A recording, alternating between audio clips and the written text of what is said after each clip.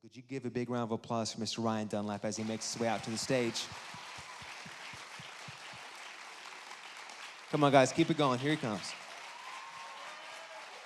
Thank you. What's going on, Capitol?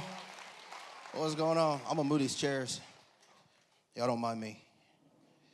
How y'all doing? Ryan, I know some of y'all. Hey. What's good, guys? Hey, I don't know if you guys know this. I have a bit of a confession. I'm black.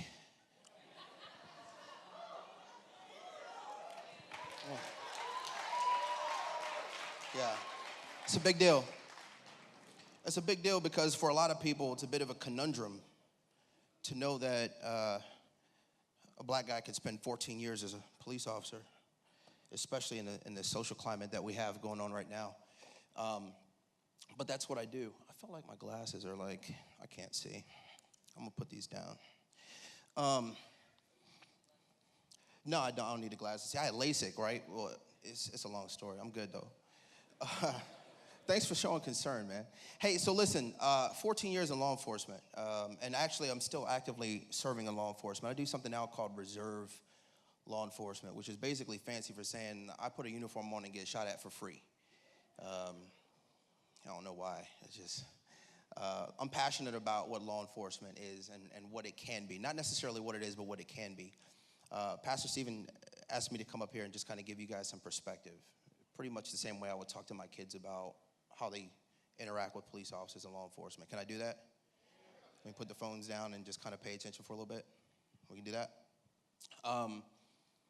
When I was growing up, when I was about y'all's age, actually a little bit sooner, I knew I always wanted to be a police officer. It's something I've always wanted to do. And unlike some of you guys in the room, I didn't have negative thoughts or negative experiences with police officers. Police officers were coaches for me, basketball, soccer, baseball. They were guys I looked up to, school resource officers that I, eventually said, hey, man, I want to do that one day. So there was nothing that ever happened in my personal life that says, not a good look. Unfortunately, my parents, my mother and my father, they both grew up in south side of Chicago in the 50s. Okay, Black Pea Stone, Black Gangs Disciples. They grew up in a very, very difficult time in Chicago because in Chicago at the time, there was a lot of corruption in law enforcement. A lot of corruption in law enforcement. So a lot of things happened to them, to my family members, or to their friends, right? So imagine 13, 14 years old, me telling moms, hey, man, I know what I want to do when I grow up. I want to be a police officer. Yeah. The first thing mom said to me was, man, all right, I'm not going to say no. I just don't want you to get hurt. I was like, man, I ain't going to get hurt, man. I'm going to do my training. I'm going to go to academy. I'm going to protect myself. Ain't nobody on the street going to get me. And this is what she said, guys. She said, I'm not worried about the people on the street. I'm worried about the police officers. I don't want the police officers to hurt you. See, to my mom, police officers were corrupt people, broken people, racist people. And she knew that her son, me, I was a band geek. I was a nerd. I didn't do nothing wrong. I wasn't chasing females. I wasn't drinking. I wasn't smoking. I wasn't doing anything. I went to school, and I came home. That was it. So what that meant to her, though, was she knew how honest I was. I was terribly honest. I would tell her myself. I couldn't lie to save my life. It was terrible. So she knew if I saw something wrong in law enforcement, I was going to open my mouth and say something about it. And she didn't want police officers to come after me for doing the right thing. So that was her concern. So I could have done two things with that. I could have said, wow, you know what? It's clear to me that fear of law enforcement is a generational curse. You don't have to have a negative experience with a police officer. You don't have to ever experience anything bad from a police officer. You can simply hear about it from somebody that's close to you, and you own it, right? Generationally handed down. The fear of law enforcement from my parents, they attempted to hand it down to me. So I had a choice to accept it or deny it, and I chose to just do something about it. And I said, okay, I'm going to do it anyway. And I made a vow to myself. I said, every day I'm going to go in to the job whenever I get it, and I'm going to try to change at least one person's perspective about what it means to be a police officer. Just one. I started with my family. So y'all can imagine me as a rookie coming out of academy with this big smile, right? Got my badge, got my gun, got my vest, got my car, got my radio, got my assignment. I'm ready to go. And I kept this smile on my face all the time for about a year and a half, man. I was just always happy. I pull cars over and be like, hey, how you doing? My name is Officer Dunlap. You was speeding. You know, I got you. I got you. You know what I'm saying? Let me see your license and registration, man. I ain't even gonna write you no ticket, man. Seriously, I didn't write tickets. I hated writing tickets because I didn't want to get tickets myself. Being real. I got my first speeding ticket when I was 16, my second one when I was 18. I was like, man, this sucks. I'm not doing that. I'm not writing nobody no ticket. So I didn't write tickets. If I stopped you and we had a cordial conversation, I'll let you go. That was my MO. I wanted to change your perspective of law enforcement. So I gave you a different experience. You know what you did was wrong, right? Okay, don't do it again. The next dude ain't gonna be this nice. Plus there's a record of it in the computer that says I'll let you go. So help me out, make me look good. Make it look like I did something right. Then about a year and a half later, things changed a little bit. Changed my perspective and my perception for things. I got dispatched to a loud noise complaint at an apartment complex in a part of town that wasn't so hot. It was one of those places where if you weren't black in law enforcement, you probably weren't gonna go to by yourself anyway. And even if you were black, you probably still wanted some backup. But I was ambitious. And it was about 30 minutes of shift change, so it was kind of hard to find somebody to go with me. So I said, that's cool, I'm gonna knock it out on my own. So I showed up at the apartment complex, and the complaint said that there was a vehicle backed into a parking space near a building playing loud music. So I get to the apartment complex, and I see the car backed in near a building. So I approached. I walked to the side of the car, and I immediately see that there's 4 people inside the vehicle. 4 young black men. The only thing that was different about this encounter than other encounters was instead of being really, really happy and jovial, something happened that really never happened before. Like the hair on the back of my neck stood up. I couldn't really explain it, never happened before. I was walking to the car and Holy Spirit was like, ooh, hold on, brother, hold on. Never felt it before, but I stopped right about here near the trunk. Say, hey guys, how you doing? My name is Officer Dunlap. Do me a favor, can you roll the windows down? Front seat driver rolled the window down, and all of a sudden, smoke starts pouring out the car. Smoking weed. Smoking weed.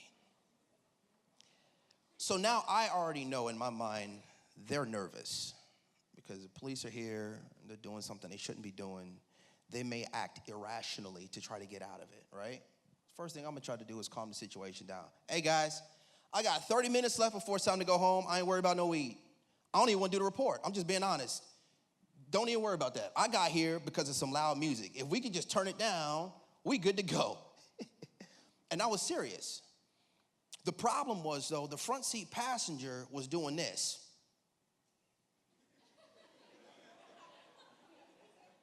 He wasn't looking at me. He wasn't looking at anybody else in the car. He was staring out the front window, staring out the front with his hands in his lap, doing this. Okay, his eyes were huge. I could see the carotid artery in the side of his neck pulsing through his t-shirt. I could see that his palms were wet, and he kept doing this with his hands, and the dude seemed super nervous. He got so nervous, it made me nervous. I didn't even know what I was nervous about. I'm looking out the window like, what is he looking at? So I called for backup. My buddy Matt showed up. Matt was my age, young black officer, super excited just to be in uniform. So Matt comes up. What's up, man? What you got, man? I said, I don't really know, but the dude in the front passenger seat, man, he's making me a little nervous. Let's just pull him out and holler at him right quick. So Matt goes over. We say, hey, front seat passenger, do me a favor. Open the door with your left hand. Great. Step back this way to the side of my voice. He kind of backed up like this. Keep your hands where we can see him. And we get to about the front of my patrol car. And I say, hey, man, I already told you I wasn't here for nothing crazy. What's the deal? You look real nervous, acting all funny, man. I'm here for the driver, loud music, I'm trying to go home. What's the deal? And this is what he said. He's trying to kill you. That's exactly what he said. He says, you don't understand, he's trying to kill you. I said, who? He said, the driver, he's trying to kill you right now. He's going to kill you. I said, what?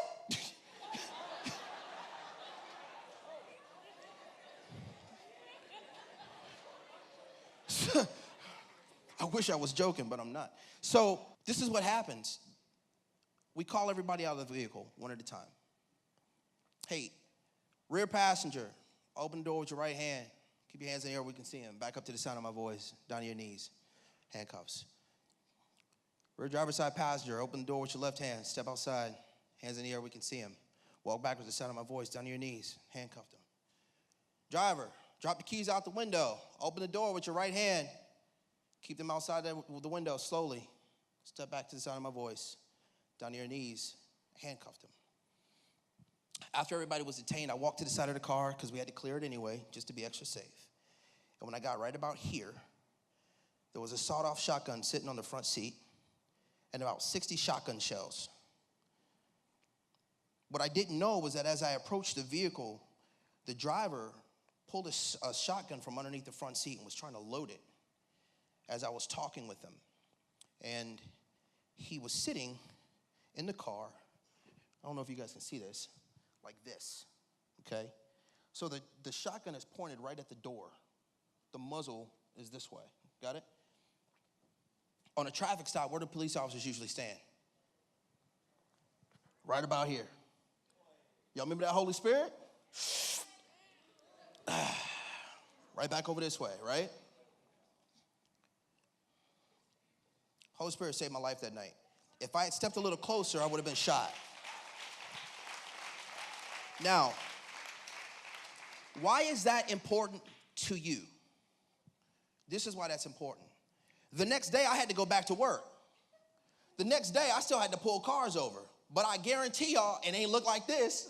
Hey, how y'all doing? Officer Dunlap, man, you knew what you did. That's not how the rest of my traffic stop looked from that day forward. Every day after that was like this. Hey, man, go ahead, turn the car off and roll the windows down for me. Let me see your hands. Because fool me once, shame on you. Fool me twice, y'all be at the funeral. Here's the point, guys. This, I want you guys to hear my heart because we watch a lot of TV. We hear a lot of messages. There's a lot of negativity going on about law enforcement officers being terrible people, racist people, corrupt people. But I want you guys to understand something. Just like a lot of you come from broken homes and broken communities, police officers are in those same communities with their own broken circumstances, coming out, trying to heal a broken world. Okay? They are unequipped. We are unequipped to police, period. There's an expectation of perfection for law enforcement officers, and I'm here to burst your bubble. It does not exist. And when you put people on a pedestal and expect perfection, all you get is problems. Broken people break people. As a police officer, I take every negative experience I've ever had and I project it on you. Think about this for a second. When you see a police officer, some of you guys, maybe not all of you guys, depending on how you grew up and what your personal experiences are, you see a police officer and you might be thinking to yourself, man, I don't know if this dude is good or bad. Well, guess what that police officer's thinking when he sees you? I don't know if this dude is good or bad. You see a police officer and say, man, I don't know if this is one of the good ones or I ain't even gonna get this dude a chance. Nah, man, F12, man. Police officer sees you, says, man, is this one of the good ones? No, that dude's a criminal. I don't know, right? We don't give each other the benefit of the doubt. It's hard to do. It's hard to do. The question tonight is, how do you honor a police officer who might not be honorable? How do you extend mercy to an unmerciful person? How do you extend righteousness to someone who themselves may not be righteous? But I just want you to understand that a lot of times what we see is racism. A lot of times what we see is corruption. A lot of times what we see is, bad policing. It's just brokenness. Straight up, it's just brokenness. If it was racism, it'd be easier to fix. We could just get the racist people out.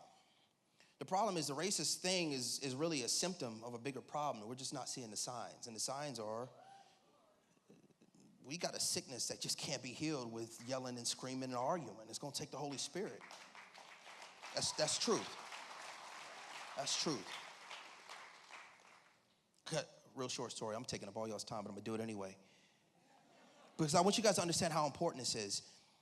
And I shared this with Pastor Stephen. There was one night, or one day I came in for shift. It was 4 o'clock. Shift started at 4 o'clock. We showed up for 3:30 for roll call.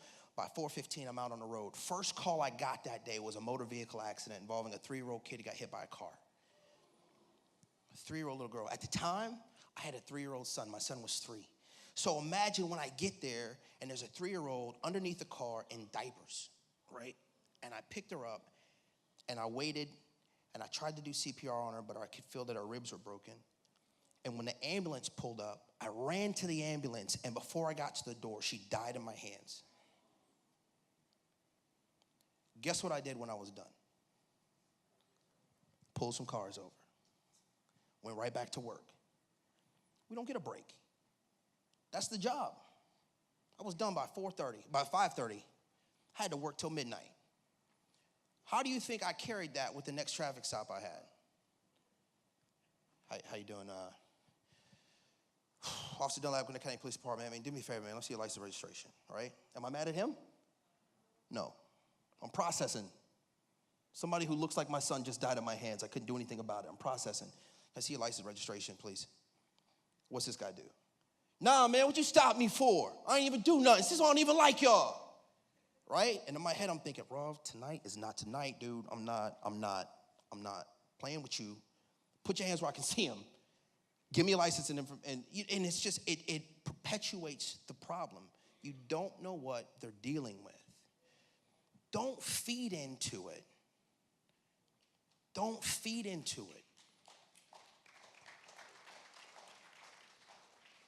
So here's the thing. Most of us are going to encounter law enforcement officers in a traffic stop. So that's why we're going to use this as an example, right? You get pulled over by a police officer. First thing you're thinking is, really?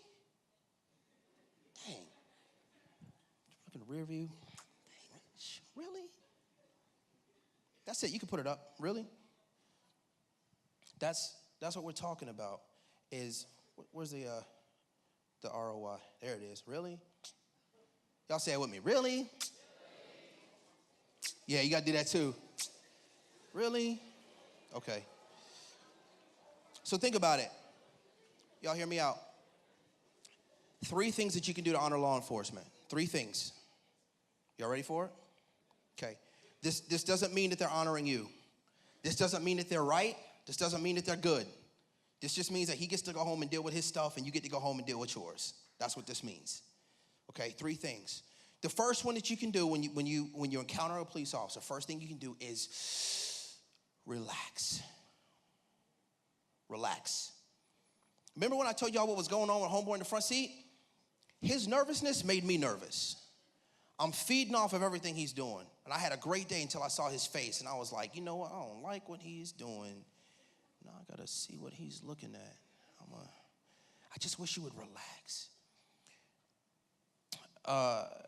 I say this all the time. You have to be a demonstration of righteousness. You have to demonstrate that which you wish to see. So if you're expecting to see somebody calm, cool, collected, then you need to be cool, calm, and collected as well.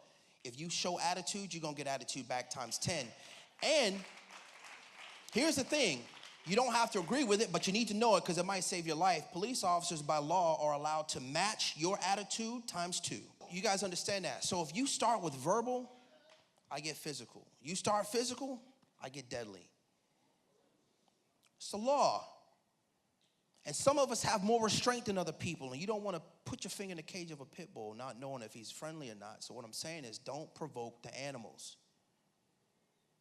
Some of us are great at what we do, and we've got patience, and some of us are broken, waiting for somebody to push us over the edge because we just got done carrying a dead 3-year-old kid, and now I got to deal with your stuff. Don't push me. It's not about you. It's about me. And I need time to work on me, and you're not making it easy. Does that make sense? Just relax. I could be wrong. I could be ugly. I could be cursing. I could be violent. You're not going to win on the street. So relax. Just relax. Next thing you can do is listen. Just listen. Police officer says, let me see your license and registration. Please do me a favor. Just give it to him. It's not the time to say, but what you stopped me for? Why? Is it a reasonable question? I would say so. And if you ask me, I will tell you. But not everybody's me. And not everybody's you. We're all different. So the easiest thing you can do is to just listen. And if he says, hey man, step out the car, step out the car. You guys might not know this, but lawfully, a police officer doesn't have to have a reason to ask you to step out of a car. He can just ask you. It's not because you're under arrest. It's not because you're suspicious. He literally can say, hey, do me a favor, step outside the car. Supreme Court said, that's okay. So don't argue. Why? Why? No, I ain't getting out the car. No, I don't trust you. My mama told me. Because that could be construed as obstruction. Just like that, you've given me enough probable cause to arrest you. And then I can use a reasonable amount of force necessary to achieve a lawful objective, which is to arrest you. And if you resist, I get to meet your force times 2. Do you understand how you were set up to lose? Okay? Y'all ever play Uno? Don't y'all have how people like change the rules mid-game? Like, you know what I'm saying? Like, if you do a skip and then another skip and then a draw 4, like who's drawing though? Here's the point. Here's the point. You can't win if you don't know the rules. You can't win the game if you don't know the rules.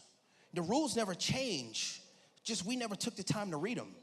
So I'm trying to give you guys an opportunity to understand the game so that you can do the most with the cards that you've been dealt. Man, that was good. That was like off the dome too.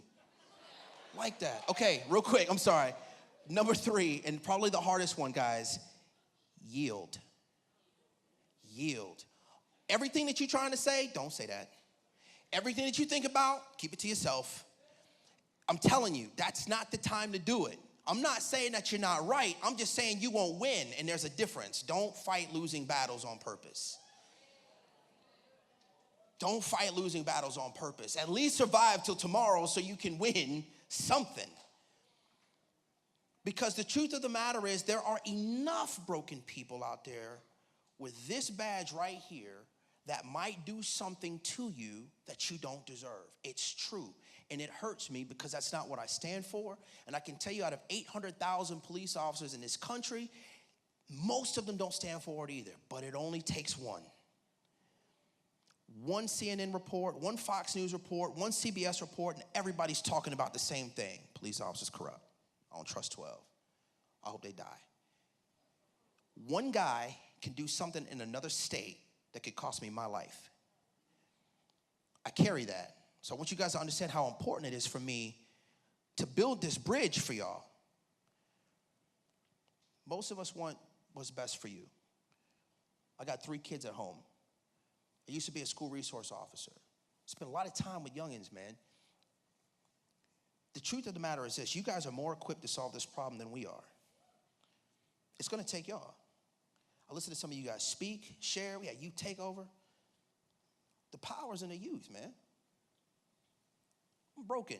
I got 14 years of dirt I'm trying to clean off, man. Y'all got fresh ideas, ambition, leaders, great church, and more importantly, for those of who committed, the Holy Spirit.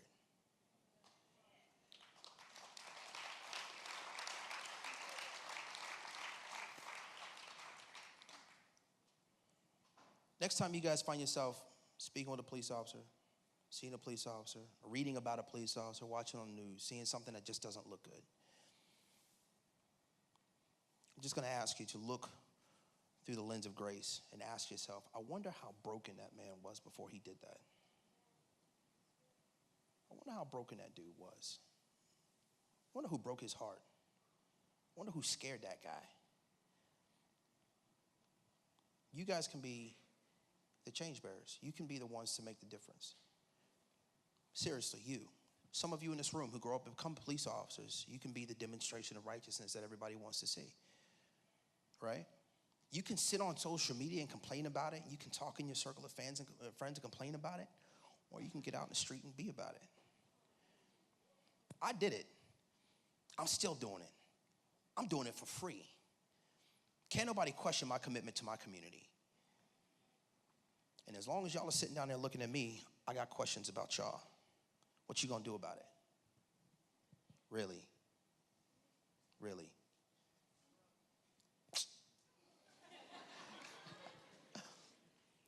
I hope that was beneficial for you guys. Well,